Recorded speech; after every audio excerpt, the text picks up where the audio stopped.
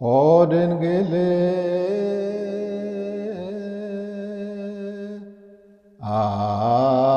አኮ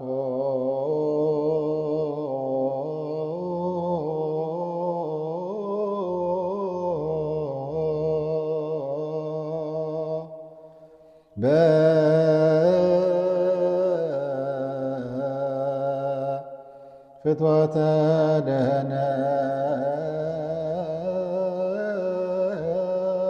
ደኅነስ ዘተጸነስኪ አላ በሩካቤ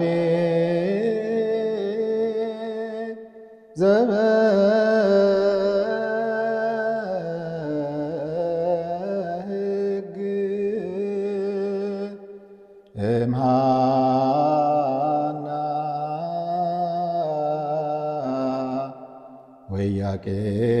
ወኢያቄም ተወለድኪ። ድንግል ሆይ በኃጢአት ፍትወት የተጸነስሽ አይደለም፣ በሕግ በሆነ ሩካቤ ከሐና ከኢያቄም ተወለድሽ እንጂ። የተወደዳችሁ የልዑል እግዚአብሔር ቤተሰቦች፣ በመላው ዓለም የምትገኙ ኦርቶዶክሳውያን እንኳን ለእመቤታችን ለቅድስት ድንግል ማርያም በዓለ ጽንሰት በሰላም አደረሳችሁ። ለዚህ ያደረሰን አምላካችን እግዚአብሔር ስሙ ለዘላለም የተመሰገነ ይሁን። ዛሬ ነሐሴ 7 ቀን በቤተ ክርስቲያናችን ትምህርት መሰረት የእመቤታችን የቅድስት ድንግል ማርያም ጽንሰቷ ነው። እናታችን እመቤታችን ቅድስት ድንግል ማርያም ከአባቷ ከቅዱስ ኢያቄም ከእናቷ ከቅድስት ሐና በእግዚአብሔር ፈቃድ የተጸነሰችበት ዕለት ነው ዛሬ። ለዚህ ነው በመግቢያዬ ላይ በቅዳሴ ማርያም ላይ አባ ሕርያቆስ የእመቤታችን የቅድስት ድንግል ማርያምን ጽንሰቷን አስመልክቶ ኦ ድንግል አኮ በፍትወተ ደኅነስ ዘተጸነስኪ አላ በሩካቤ ዘበሕግ እምሃና ወኢያቄም ተወለድኪ። ድንግል ሆይ በኃጢአት ፍትወት የተጸነስሽ አይደለሽም፣ በሕግ በሆነ ሩካቤ ከሐና ከኢያቄም ተወለድሽ እንጂ ብሎ የእመቤታችን የቅድስት ድንግል ማርያም ጽንሰቷ በእግዚአብሔር ፈቃድ የሆነ የእግዚአብሔር ዓላማ ያለበት የሰው ልጆች ድህነት ምክንያት እንድትሆን እግዚአብሔር አስቀድሞ ያዘጋጃት እናታችን እመቤታችን ቅድስት ድንግል ማርያም ናትና፣ በዚህ መሰረት በብስራተ መልአክ በቅዱስ ገብርኤል ብስራት እግዚአብሔርን የሚፈሩ በእግዚአብሔር ፈቃድ የሚኖሩ በቅድስና ሕይወት የሚመላለሱ ከሆኑ ወላጆቿ ከቅዱስ ኢያቄምና ከቅድስት ሐና በዛሬው ዕለት ነሐሴ 7 ቀን የተጸነሰችበትን ዕለት ነው እንግዲህ ዛሬ የምናከብረው። የቤተ ክርስቲያናችን ሊቃውንት እንደሚያስተምሩን የዛሬው ዕለት በጣም ትልቅ ዕለት ነው ኦርቶዶክሳውያን ክርስቲያኖች። ምክንያቱም አባ ሕርያቆስ በቅዳሴ ማርያም ላይ እንደተናገረው ኦ ድንግል አምሳል ወትንቢት ዘነቢያት ሞገሶሙ ለሐዋርያት እሞሙ ለሰማዕት ወእኅቶሙ ለመላእክት። ድንግል ሆይ የነቢያት ትንቢትና ምሳሌ አንቺ ነሽ ብሎ ተናግሯል። እግዚአብሔር አምላካችን የሰው ልጆችን ድህነት አስቀድሞ በቅዱሳን ነቢያት አንደበት በመንፈስ ቅዱስ እንዳናገረ ቅዱስ መጽሐፍ ያስረዳናል። ስለዚህ የነዚህ ሁሉ ነቢያት ምሳሌ የሆነች በምሳሌያቸው በትንቢታቸው የተናገሩላት አማናዊቷ የእግዚአብሔር መቅደስ፣ አማናዊቷ የእግዚአብሔር ታቦት፣ አማናዊቷ የእግዚአብሔር ማደሪያ ማኅደረ መለኮት እመእግዚአብሔር ቅድስተ ቅዱሳን ንጽሕተ ንጹሐን ድንግል ማርያም ወላዲተ አምላክ ናትና እሷ የተጸነሰችበትን ዕለት ስናከብር ለዓለም ድህነት መሰረት የተጣለበት ቀን እንደሆነ እንረዳለን። ለዚህ ነው ነቢየ እግዚአብሔር ኢሳይያስ በትንቢተ ኢሳይያስ ምዕራፍ 1 ቁጥር 9 ላይ የሰራዊት ጌታ እግዚአብሔር ዘርን ባያስቀርልን ኖሮ ንጹሕ የሆነውን ዘር ባያስቀርልን ኖሮ እንደ ሰዶም በሆንን ገሞራንም በመሰልን ነበረ አለ።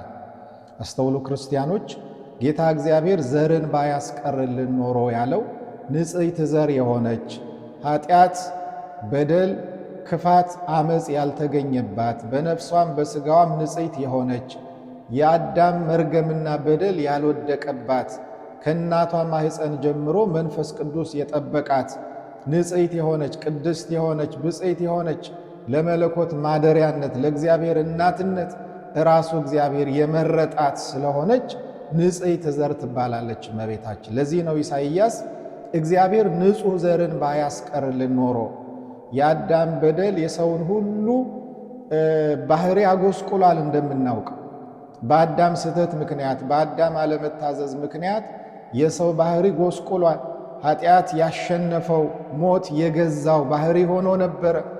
ይህንን በሰው ልጆች ሁሉ ላይ የወረደውን መርገም የተቀመጠውን ዕዳ በደል ሊደመስስ የሚችለው ንጹሐ ባህሪ የሆነው የእግዚአብሔር ልጅ የድንግል ማርያም ልጅ ስግው ቃል አምላካችን መድኃኒታችን ኢየሱስ ክርስቶስ ከእርሷ የሚወለደው ንጽሕት ቅድስት የሆነች ንጽሕት ዘር እመቤታችን ቅድስት ድንግል ማርያም ናት።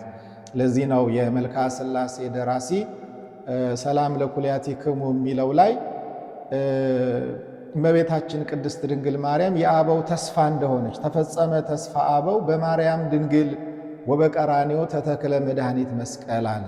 የአበው ሁሉ ተስፋ በድንግል ማርያም ተፈጸመ። ለዚህ ነው አባ ሕርያቆስ አንቲ ውእቱ ተስፋሁ ለአዳም አመ ይሰደድም ገነት፣ ከአዳም ከገነት በተሰደደ ጊዜ የአዳም ተስፋው አንቺ ነሽ አለ። በአዳም ሰውን ሁሉ መናገር ነው።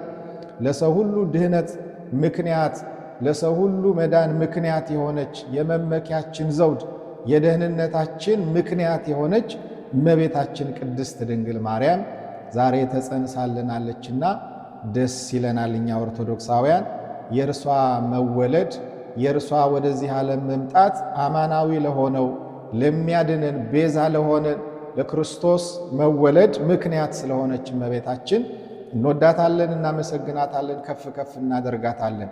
ለዚህ ነው መልዕልተ ፍጡራን መትሕተ ፈጣሪ ተብላ ድንግል ማርያም የምትመሰገነው። ድንግል ማርያምን የሚመስል ድንግል ማርያምን የሚያህል ክብር ያለው ከሰው መካከል ማንም የለም።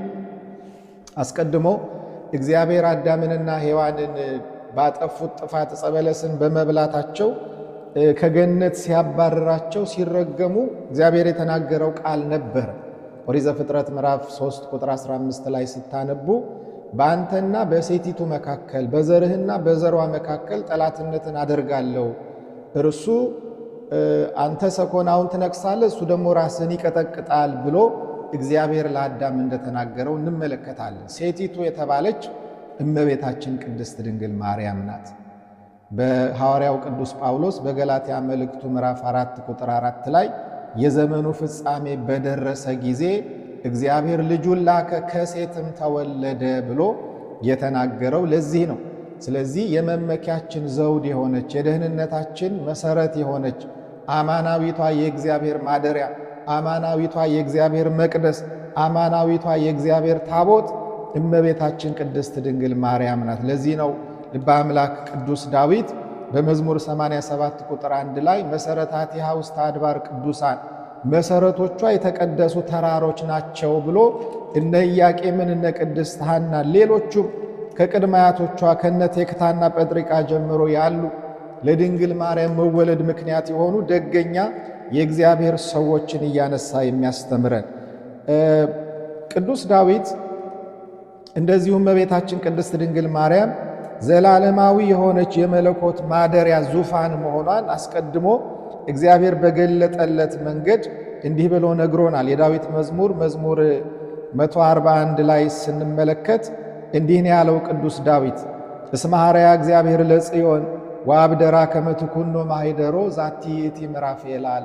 እግዚአብሔር ጽዮንን መርጧታልና ማደሪያውም ትሆን ዘንድ ወዷል፣ ይህች ለዘላለም ማረፊያዬ ናት ብሎ የተናገረላት አማናዊቷ የእግዚአብሔር ታቦት፣ አማናዊቷ የእግዚአብሔር ቤተ መቅደስ፣ የመለኮት ማደሪያ ንጽሕት ቅድስት ድንግል ማርያም እመቤታችን የተጸነሰችበት ታላቅ ዕለት ነው ዛሬ።